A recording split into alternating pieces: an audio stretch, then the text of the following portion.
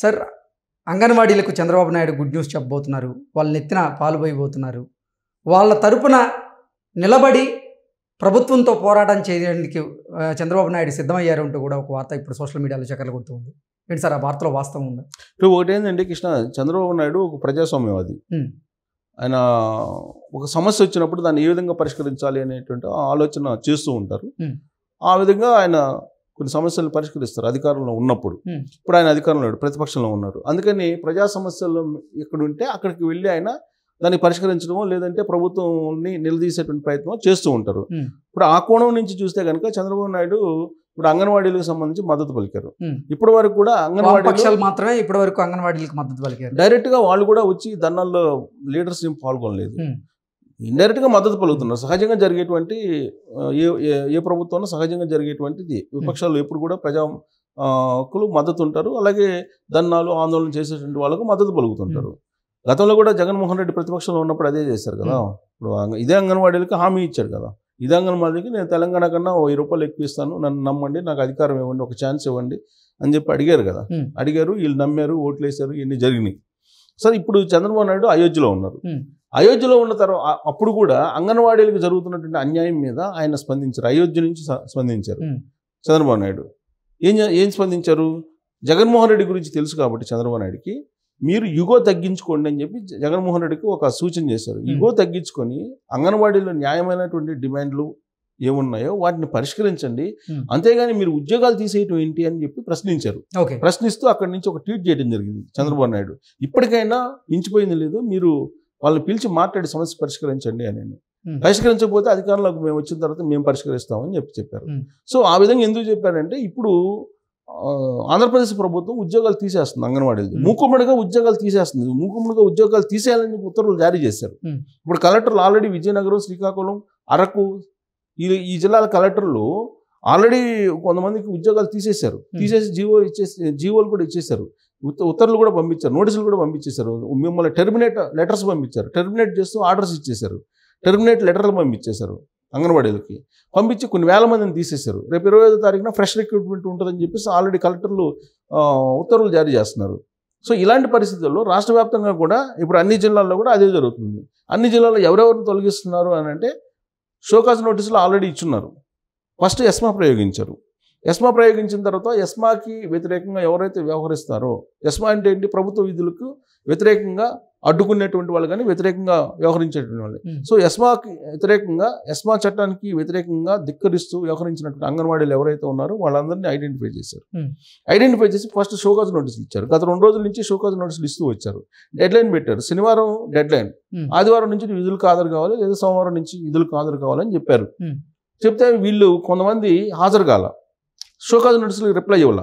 Show cause నోటీసులు ఏమి ఇచ్చారు, మీరు కనుక విధుల్లోకి చేరకపోతే, శనివారం లోపల మీరు కనుక విధుల్లోకి చేరకపోతే మీ ఉద్యోగాలు తీసేస్తామని చెప్పి ఆల్రెడీ నోటీసులు, షోకాజ్ నోటీసులు పంపించేశారు. వాటిని లెక్క పెట్టకుండా చలో విజయవాడ కార్యక్రమానికి అంగన్వాడీలు పిలుపునిచ్చారు. దీంతో చట్ట ప్రకారం ఆంధ్రప్రదేశ్ ప్రభుత్వం ఏం చేస్తుంది, ఉద్యోగాల నుంచి టెర్మినేట్ చేస్తుంది. టెర్మినేషన్ లెటర్స్ పంపిస్తుంది. ఇప్పటికే కొన్ని 100 మందికి పంపించింది టెర్మినేషన్ లెటర్స్.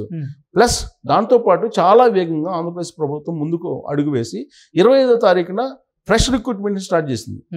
20 డేట్ కూడా ఇచ్చేశారు. ఆల్రెడీ 25వ తారీఖు నుంచి ఫ్రెష్ రిక్రూట్మెంట్ స్టార్ట్ చేస్తామని చెప్పి. సో ఇప్పటికే ఆల్రెడీ టెర్మినేషన్ లెటర్స్ అందుకున్నటువంటి వాళ్ళు దాదాపుగా ఒక 10,000 మంది పైగా ఉన్నారని చెప్పి తెలుస్తుంది. ఏది జస్ట్ 1 or 2 hours ముందు. ఈరోజు సాయంత్రానికి ఆల్మోస్ట్ అందరికి పంపిస్తారు. ఆల్మోస్ట్ 150,000 మంది దాకా టీచర్స్ కానీ ఆయాలు కానీ ఉన్నారు. వీళ్ళందరికీ ఎవరైతే పాల్గొన్నారో వాళ్ళకి టెర్మినేషన్ లెటర్స్ పంపించేటువంటి ప్రక్రియలో ఇప్పుడు బిజీగా ఉన్నారు జిల్లాల కలెక్టర్లు. ఆ మేరకు జగన్మోహన్ రెడ్డి ఆర్డర్స్ ప్రకారం టెర్మినేషన్ లెటర్స్ పంపించేటువంటి పనిలో జిల్లా కలెక్టర్లు ఉన్నారు. ఐసిడిఎస్ అధికారులు కూడా అదే పనిలో ఉన్నారు. అయితే ఏంటి ప్రాతిపదిక అంటే, షోకాజ్ నోటీసులు 4 రోజుల క్రితం అందుకున్నటువంటి వాళ్ళు కొంతమంది విధులకు హాజరయ్యారు. విధులకు హాజరయ్యి విధుల్లో ఉన్నారు. ఎవరైతే హాజరు కావట్లేదో, హాజరు కాకుండా సమ్మెలో పార్టిసిపేట్ చేశారు, వాళ్ళందరినీ లిస్ట్ అవుట్ చేశారు జిల్లాల వారీగా. లిస్ట్ అవుట్ చేసి వాళ్ళందరినీ టెర్మినేట్ చేస్తున్నారు. దీంతో టెర్మినేట్ చేసిన తర్వాత మళ్ళా తీసుకునేటువంటి అవకాశం లేదు జగన్మోహన్ రెడ్డి ముఖ్యమంత్రిగా ఉన్నంతకాలం. అది ముఖ్యమంత్రిగా జగన్మోహన్ రెడ్డి ఏం చేస్తున్నారు, అడ్మినిస్ట్రేషన్ ఎలా ఉంటుంది తెలుసు కాబట్టి మనం విశ్లేషణ చేస్తున్నాం. ఎందుకంటే గతంలో కూడా మనం ఒక 10 days బ్యాక్ ఉద్యోగాలు ఓడబీకే అవకాశం ఉంది, తీసేసే అవకాశం ఉందని చెప్పి మనం విశ్లేషణ చేసినప్పుడు చాలామంది ఏంటంటే మీరు అంత అబద్ధం చెప్తున్నారు, ఆ విధంగా చేయడు జగన్మోహన్ రెడ్డి అని చెప్పి కొంతమంది భావించారు.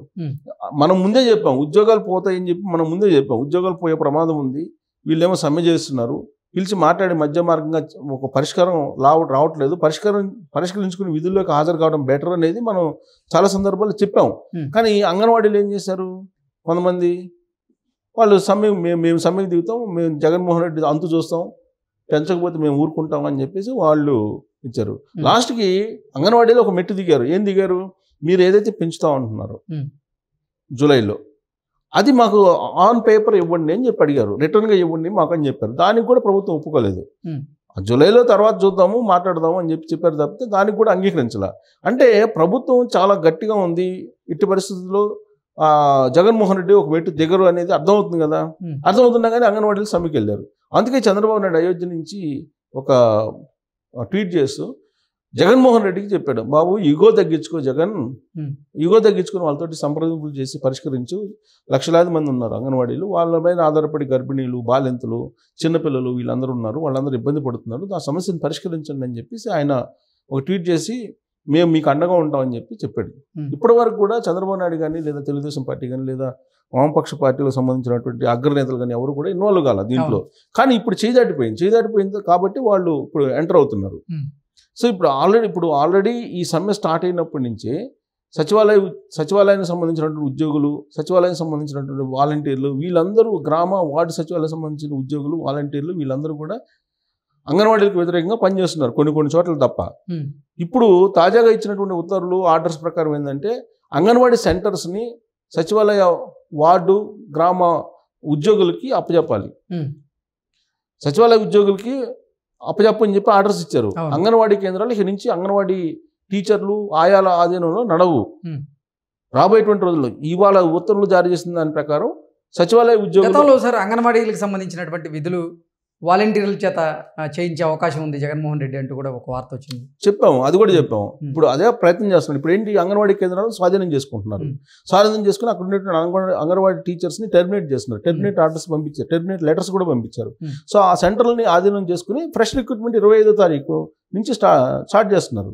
25వ తారీఖు ఆ డేట్ కూడా ఇచ్చారు, 25వ తారీఖు నుంచి స్టార్ట్ చేస్తున్నారు. సో అందుకే అంగన్వాడీలకు న్యాయం చేయమని చెప్పి ఇప్పుడు చంద్రబాబు నాయుడు చెప్తున్నారు.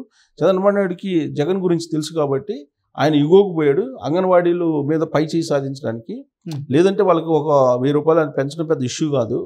లేదంటే ఆన్ పేపర్ మేము జూలైలో వచ్చిన తర్వాత మేము ఇస్తామని చెప్పడం కూడా పెద్ద విషయం కాదు అధికారంలోకి వచ్చిన తర్వాత. కానీ ఇక్కడ ఏంటంటే యుగో ప్రాబ్లం వచ్చింది అనేది చంద్రబాబు నాయుడు గ్రహించారు. అంటే నన్ను ధిక్కరించి, నేను ముఖ్యమంత్రిగా ఉంటే నన్ను ధిక్కరించి మీరు సమ్మెలు చేస్తారా అనేటువంటి ఒక యుగోకి జగన్మోహన్ రెడ్డి వెళ్ళారు అనేది చంద్రబాబు నాయుడు యొక్క ఆలోచన. అందుకే యుగోకు పోకుండా సమస్యలు పరిష్కరించి డెమోక్రటిక్గా ఆలోచించండి అనేటువంటి ఒక సూచన చేస్తూ ఆయన ట్వీట్ చేయడం జరిగింది. సరే ఏం చేసినా కానీ ఇప్పుడు జగన్మోహన్ రెడ్డి ఆయన ఒక మెట్టు దిగి అంగన్వాడీలకి ఏదో న్యాయం చేస్తారని చెప్పి భావించడానికి లేదు. ఆల్రెడీ ఆయన 25వ తారీఖు నుంచి ఫ్రెష్ రిక్రూట్మెంట్ స్టార్ట్ చేయమని చెప్పిన తర్వాత ఆయన వెనక్కి వస్తారు. ఇలాంటి బెదిరింపులకు లేదంటే ఇలాంటి ఒత్తిడికు భయపడేటువంటి సీఎం కాదనేది అందరికీ తెలుసు. మిగతా సీఎంలు వేరు, జగన్మోహన్ రెడ్డి వేరు. గతంలో మనం కూడా అనుకున్నాం మిగతా సీఎంలు వేరు, జగన్మోహన్ రెడ్డి వేరు అనేది అంగన్వాడీలు గ్రహించాలని. కానీ దాని మీద అంగన్వాడీలు మేము తెలుస్తాం ఎక్కడ పోతారని, నెక్స్ట్ ఎలక్షన్ ఉంది కదా అది ఇది అని చెప్పేసి కొన్ని కామెంట్లు కూడా చేశారు. బట్ జగన్మోహన్ రెడ్డి ఒక అడుగు ముందుకు వేసిన తర్వాత మళ్ళీ వెనక్కి తీసుకున్నటువంటి రకం కాదు. సో కాబట్టి ఫ్రెష్ రిక్రూట్మెంట్ జరుగుతుంది.